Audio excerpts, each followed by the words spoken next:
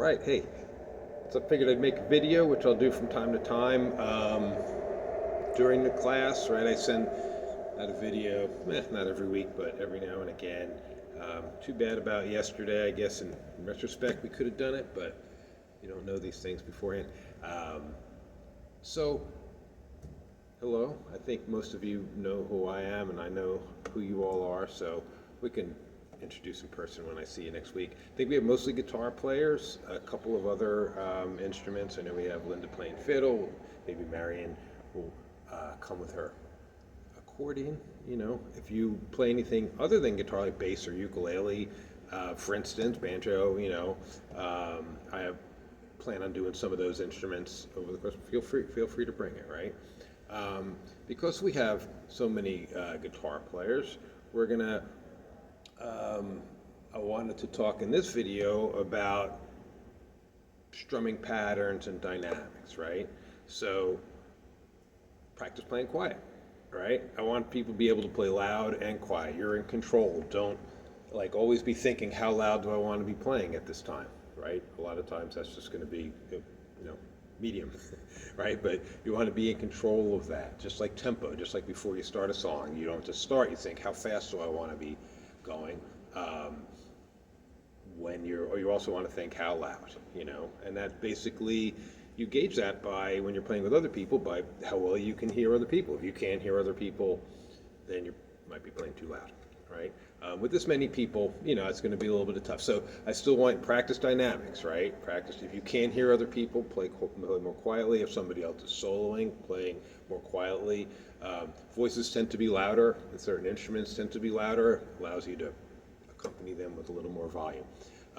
Another thing, aside from dynamics, that we can do, since we have a bunch of guitars, is learn to play chords up the neck, right, in different octaves. So here I'll talk about G, C, and D, right? And for some of you, you might recognize just these chords, G, C, and D, right? They're kind of just versions of this G, C, D. Right? And then there's G in that D chord shape, right? G, C, and D. Right? Even up here, right? More in like a mandolin range, right? So that's one thing we can do to not have everybody doing the same thing. So if you I'll talk more about that in person, right? But about playing those chords in different voicings or in different octaves, right? Another thing is chopping. Right, and this is like very bluegrassy thing, but you can really in any kind of particularly acoustic music it works. So you don't have drums, it creates percussion.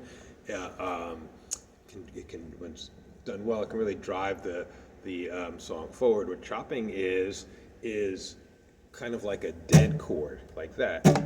Right, I'm still playing the chord usually. Like I have here's a G chord, and on the 2 and the 4 of the measure. So it'd be like 1, 2, 3, 4, 1, 2, 3, 4.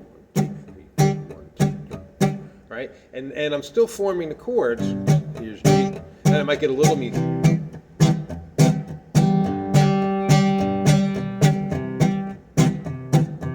Right? Doesn't sound so great all by itself. But mixed in, that's something that we can use so there's not a lot of people doing the same thing at the same time on the same instrument, in the same octave, right? And then as far as strumming patterns go, we'll keep it simple, right? Something like this, like a short strum on the 1 and a long strum on the 2. What I mean by that is 1, 2, 3, 4, 1, 2, 3, 4, 1,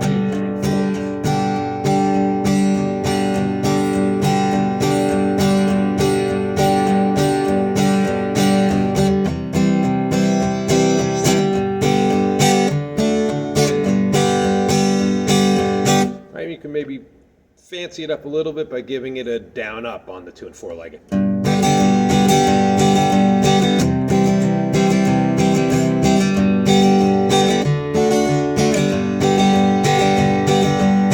Right, that I want to think about those as a default because I like that kind of thing personally, and I think like a more minimalist strum works better, especially when you have multiple people going. What we don't want is like 5 people going. It's just too busy for a bunch of people playing together, right? So, and that's hard sometimes. with rhythm, right? With rhythm, it's hard to not do all those in between things. You know, it's hard to just go.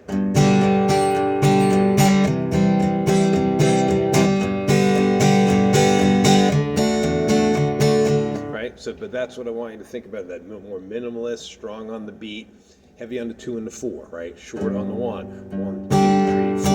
1, 2, 3, 4. That kind of thing. Okay? I'm